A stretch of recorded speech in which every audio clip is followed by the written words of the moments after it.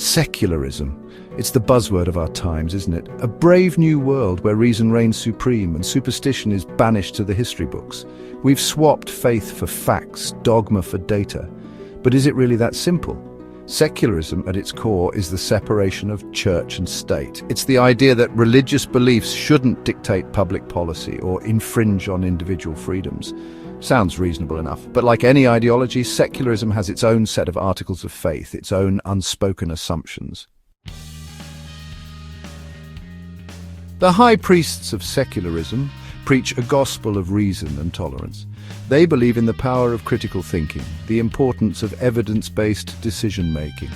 They champion individual liberty and advocate for a society where everyone is free to believe what they choose, as long as it doesn't harm others. Tolerance is the cornerstone of the secular edifice. After all, if we can't agree on whose God is the right God, then surely we can agree to disagree, right? Live and let live. Except, of course, when someone's beliefs clash with the secular orthodoxy.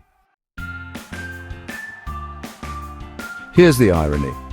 Secularism, in its quest for a neutral public sphere, often ends up promoting its own set of values, values that are often presented as universal truths rather than cultural preferences. It's the secular equivalent of saying there's no such thing as absolute truth with absolute certainty. Take the issue of free speech. Secular societies pride themselves on protecting freedom of expression.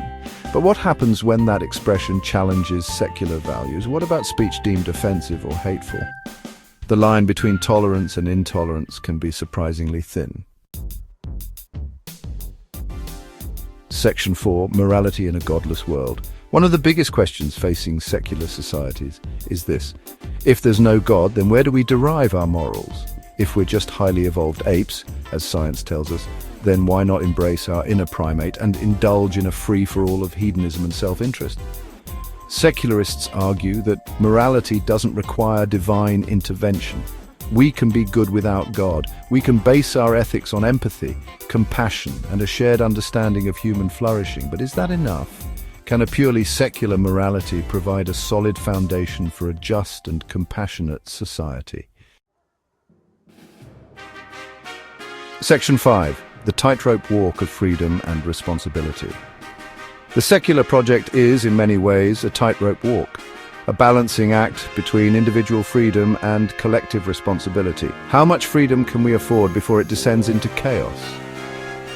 How much responsibility are we willing to accept for the well-being of others? These are not easy questions, and there are no easy answers. But they are questions that we must grapple with if we want to build a future where reason and compassion can coexist, where freedom is tempered by responsibility, and where the shadows of our secular faith don't eclipse the very values we hold dear.